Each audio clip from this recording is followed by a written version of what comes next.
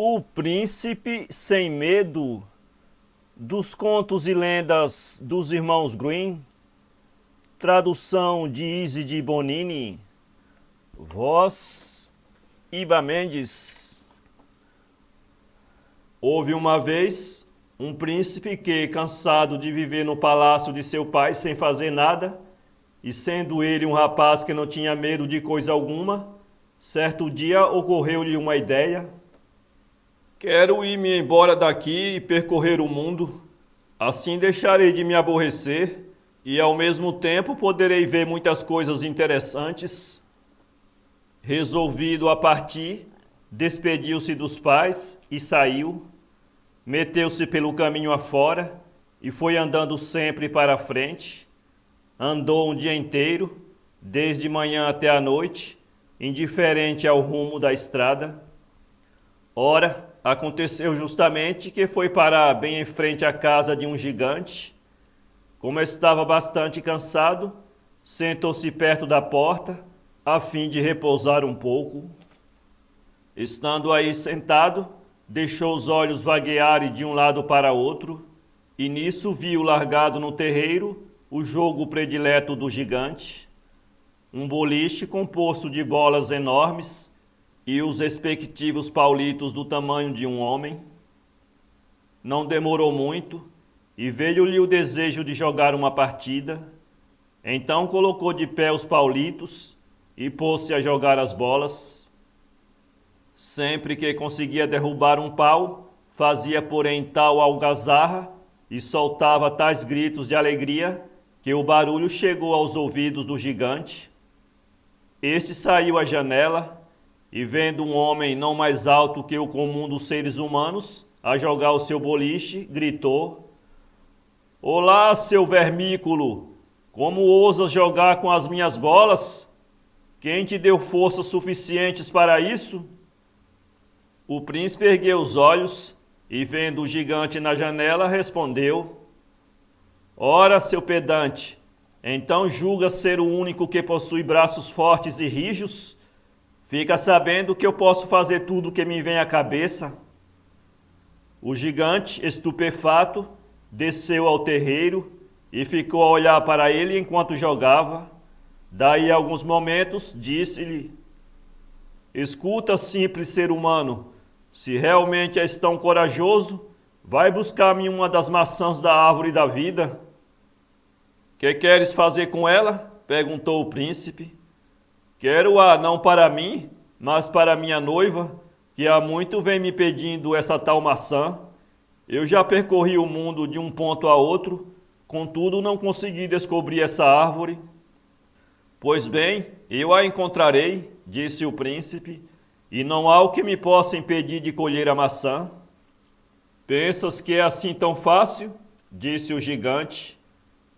"O jardim onde está a macieira é todo circundado por altíssimas grades de ferro, e à entrada dele estão sentadas lado a lado duas feras medonhas que montam guarda continuamente e impede a quem quer que seja aproximar-se ou penetrar naquele recinto." "Eu tenho certeza que a mim deixarão entrar", retorquiu o príncipe. "Sim, mas mesmo que chegues a entrar no jardim, até a macieira onde está a maçã, ainda assim ela não é tua. Para consegui-la, terás de enfiar a mão através de um anel lá dependurado, coisa que até hoje ninguém o conseguiu." "Mas eu o farei", disse o príncipe. Despediu-se do gigante e foi-se atravessando montes e vales, campos e bosques, até que avistou o jardim encantado.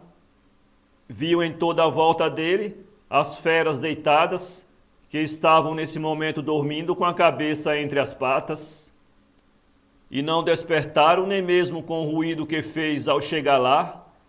O príncipe então saltou agilmente por cima delas e conseguiu entrar sem maiores dificuldades dentro do jardim. Bem no centro do jardim estava a árvore da vida, da qual pendiam lindas maçãs vermelhinhas e reluzentes. Mais que depressa, ele trepou na árvore e tratou de apanhar uma maçã, mas deu com um anel dependurado diante da fruta como a protegê-la. Sem hesitar, ele enfiou a mão através do anel e colheu facilmente a maçã. Então o anel aderiu estreitamente ao seu braço e ele sentiu uma poderosa força penetrar-lhe nas veias. Quando finalmente desceu da árvore, não quis sair do jardim saltando a grade, mas passou diretamente pelo grande portão, que a um simples impulso seu logo se escancarou. Saiu tranquilamente, mas o leão que estava deitado lá na frente despertou e pôs-se correr-lhe atrás, não feroz e exasperado, mas humildemente, como se o príncipe fosse seu amo. Depois de muito caminhar, o príncipe foi entregar ao gigante a maçã prometida, dizendo-lhe: "Viste, colhi-a sem nenhuma dificuldade." O gigante ficou felicíssimo por ver seu desejo realizado e correu à casa da noiva, entregando-lhe a maçã que ela tanto desejava. A noiva era uma jovem bonita e sagaz, por isso, não vendo o anel em seu poder, disse-lhe: "Não acreditarei que fosse tu que colheste a maçã, se não vir o anel no teu braço." "Ora, é só buscá-lo em casa," disse o gigante. Disse isso pensando que lhe seria fácil apoderar-se do anel, tirando-o à força daquele fraco indivíduo, se não lhe desse espontaneamente. Foi ter com o príncipe e pediu-lhe o anel, mas este recusou-se a entregá-lo. "Onde estiver a maçã," disse o gigante, "lá deve estar também o anel. Se não mo entregues por bem, terás que lutar comigo." O príncipe aceitou o desafio e lutaram longamente. O gigante, porém, não conseguia dominar o príncipe, cujas forças se haviam tornado invencíveis, graças ao poder mágico do anel que tinha no braço. Então o gigante escogitou num meio astucioso e disse: "Esta luta provocou-me um grande calor, e creio que a ti também. Nademos um pouco no rio para nos refrescar. Em seguida retornaremos à luta." O príncipe, que desconhecia a falsidade, acompanhou-o até o rio, despiu toda a roupa, e inclusive o anel. Deixando tudo na beira da água, mergulhou tranquilamente. O gigante, mais que depressa, apoderou-se do anel e saiu correndo, mas o leão, que presenciara o furto, perseguiu-o e em breve arrancou-lhe o anel da mão, entregando-o novamente a seu dono. Furibundo, o gigante ocultou-se atrás de um enorme carvalho e, quando o príncipe estava ocupado em vestir-se, atacou-o de surpresa e vazou-lhe os olhos. Completamente cego, o desditoso príncipe agora não sabia como se arranjar. O desalmado gigante aproximou-se dele, como se fosse alguém que piedosamente o viesse socorrer, tomou-o pela mão e conduziu-o ao alto de um penhasco, onde o abandonou, pensando: "Se ele der 2 passos, cairá no abismo onde morrerá, e aí poderei tomar-lhe o anel." O fiel leão, porém, não se distanciava do rapaz. Vendo o perigo que corria, puxou pela roupa e levou-o longe dali. E o gigante, ao voltar, certo de encontrar o príncipe morto no despenhadeiro, foi obrigado a constatar que sua astúcia fora inútil. "Será possível que não posso me livrar desse homúnculo?" murmurou raivosamente. Tornou a pegar o cego pela mão e conduziu-o outra vez à beira do abismo, mas o leão percebeu suas cruéis intenções e, de um salto, postou junto do príncipe, salvando-o ainda desta vez. O gigante deixou passar um pouco de tempo, depois tornou a conduzir o cego ao lugar mais perigoso do penhasco, certo de que dessa vez rolaria sem remissão para o abismo. O leão, porém, investiu prontamente contra o gigante, dando-lhe tamanho empurrão que este caiu pelo despenhadeiro, indo esfacelar-se lá embaixo. Segurando o pobre cego pela roupa, o leão levou-o ao pé de uma árvore, perto da qual corria um regato de águas cintilantes. O príncipe sentou-se E o leão, com a pata, colhia a água e borrifava-lhe o rosto. Algumas gotas caíram-lhe nas órbitas, banhando-as, e no mesmo instante o cego recuperou a vista, não totalmente, mas o bastante para ver um passarinho que passou voando e batendo de encontro às árvores sem a ver, e depois caiu na água, banhou-se e em seguida alçou voo e livrou-se no espaço sem mais esbarrar nos galhos, como se tivesse recuperado a vista. Isso foi como um aviso do céu para o príncipe, que se curvou sobre o regato e lavou bem o rosto. Ao levantar-se, possuía novamente belos olhos, límpidos e de visão bem clara, como jamais os tivera. Então ajoelhou-se, agradeceu piedosamente a Deus aquele milagre e continuou a jornada pelo mundo afora, acompanhado pelo fiel leão.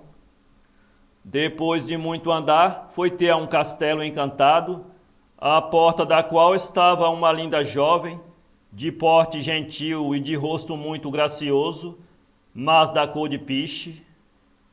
Ah, disse ela, dirigindo-se ao príncipe, se pudesses libertar-me do malefício que me deitaram. Que devo fazer para isso? Perguntou o príncipe. A jovem respondeu, tens de passar 3 noites no salão do castelo encantado, mas não deves permitir que o medo invada teu coração. Se te torturarem atrozmente, deves existir sem um lamento. Se o conseguires, estareis salva. Ninguém aqui poderá tirar-te a vida. Está bem, disse o príncipe. Eu não tenho medo de nada. Com a ajuda de Deus, tentarei a prova. Entrou alegremente no castelo e, quando caiu a noite, ficando tudo escuro, foi sentar-se no salão à espera dos acontecimentos.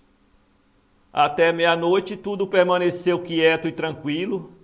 Depois começou subitamente infernal algazarra, e de toda parte surgiram terríveis diabinhos, os quais, fingindo não ver o jovem, se sentaram no meio do salão, acenderam uma fogueira e puseram-se a jogar baralho.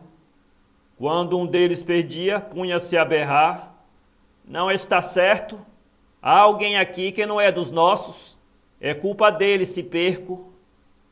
E tu aí atrás do fogão, espera que já vou, dizia outro. Os gritos aumentavam progressivamente e ninguém poderia ouvi-los sem morrer de medo. Mas o príncipe manteve-se sossegado, sem sombra de medo. Exasperados, os diabinhos arremeteram contra ele e eram tão numerosos que lhe parecia impossível resistir. Atiraram-no ao chão, arrastaram-no de cá e de lá, beliscaram-no, espetaram-no, deram-lhe um mundo de pancadas e torturaram-no horrivelmente, mas de sua boca não escapou um único lamento. Ao amanhecer, quando a luz começou a penetrar no salão, os diabos desapareceram, deixando o rapaz tão extenuado e pisado que não podia sequer mexer um dedo. Não tardou muito, porém, e ele viu chegar a linda moça, trazendo na mão um frasco cheio de água vital. Com as mãozinhas ágeis, lavou-se muito bem com essa água, e imediatamente desapareceram as contusões e toda e qualquer dor, invadindo-lhe as veias nova força. Uma noite já superaste felizmente, mas ainda tens outras 2.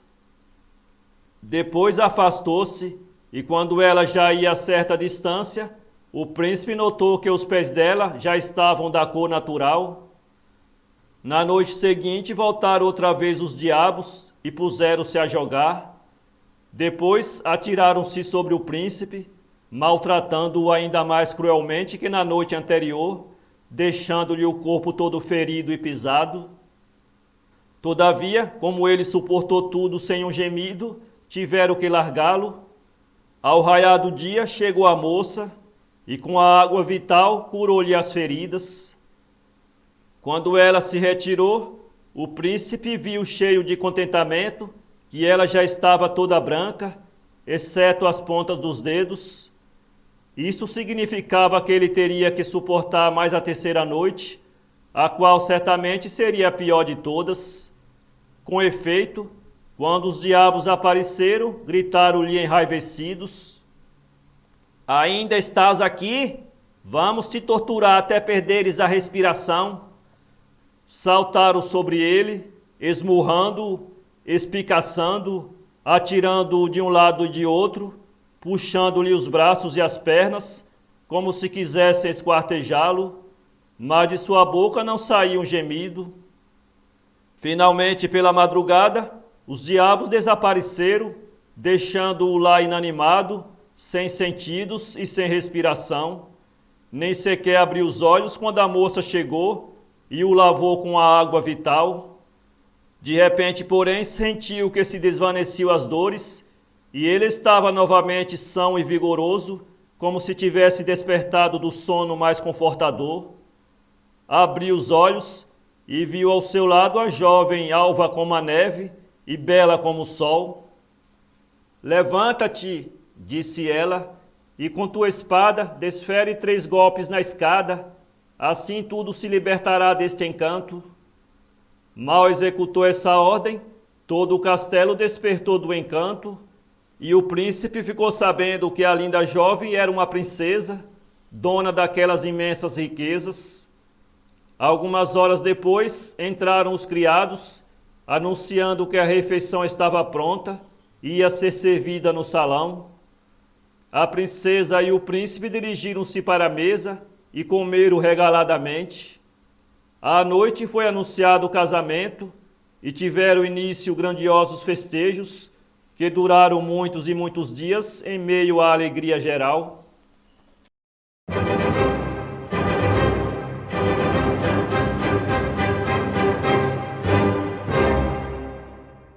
Para ler essa história, acesse www.poeteiro.com.